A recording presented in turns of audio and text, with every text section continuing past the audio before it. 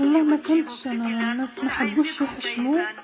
اظن المراركه كي لي بيغ تاعهم كي المراركه ما يحشموش السرقه. درك نوريكم الزي البربري المروكي في بلادهم لي فام اونسيان.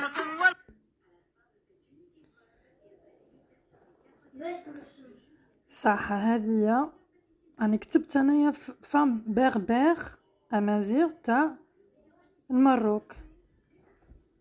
هذه خطيتهم، هذه سرقوا هذه نايليه. هذه وحده شوفوا يعني لبستهم كيما الادغال تاع كيما الادغال تاع لافريك. هذه اللبسه تاعكم ما تزيدش. هذه ديجا نايليه، هذه نايليه. وهذون هما البربر تاع المروك. اظن هما الامازيغ مسمينو. هذه ثاني نايليه، هذه اللي منا، هذه على اليمين، الصورة اليمين. هذه هي المرأة الريفية في المغرب، روافة المغرب مكتوبة هايوان كولتور مود دو ماروك. هذه الثاني. هذون كامل اللبسة نتاعكم اللي تحشموا بها وما هذه ثانية، هذه النيلية اللي منا تحشموا بها ما تبينوهاش للعالم. هذه هي اللبسة نتاعكم. دخلوا ثاني هنايا.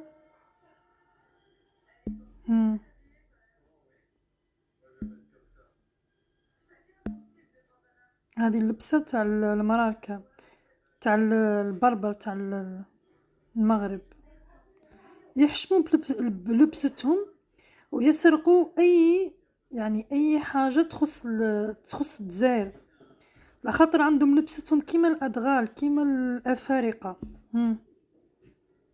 هاي تاع 12 قرن، هذا هو القرن اللي قصدهم هما القرن كيما هاكرون. هذه اللبسه تاع البربر ماروكان، مكتوبه ماروكان، ومن ماروكان. هذه اللبسه نتاعهم. تقول جايين بيغ بيبل. هذه اللبسه نتاعكم، هذه اللبسه البربريه الامازيغيه في المغرب. علاه تسرقوا لبسه تاع الجزائر؟ هذون نيليات، هذون مش هذون يا نيليات يا الشاويه، هذون بنات.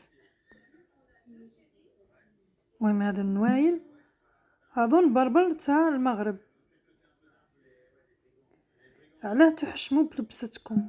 علاه ما تلبسوش لبستكم وتبينوها للعالم باللي هذه اللبسه؟ علاش تلبسوا لبسه الجزائريين؟ هذه لبسه تاع المغرب. نو هذه افريكان بصح لبسه المغاربه ريفيين. انا ما نضحكش على لبستهم، بصح ما يسرقوش التقاليد والتراث الجزائري وينسبوه ليهم ويقولوا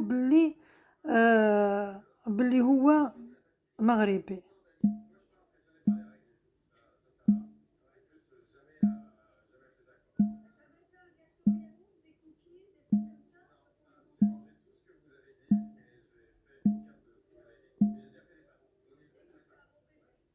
هذه لبستهم. وراه الجبين، وراه شو يقولوا خيط الروح، هم مسمينه خيط الريح. وراه الجبة تاع الزواوة تاع القبايل. هذه قاع لبستكم. هذه شوف، هذه لبستهم ماروك، مكتوبة ماروك. هذه لبستهم.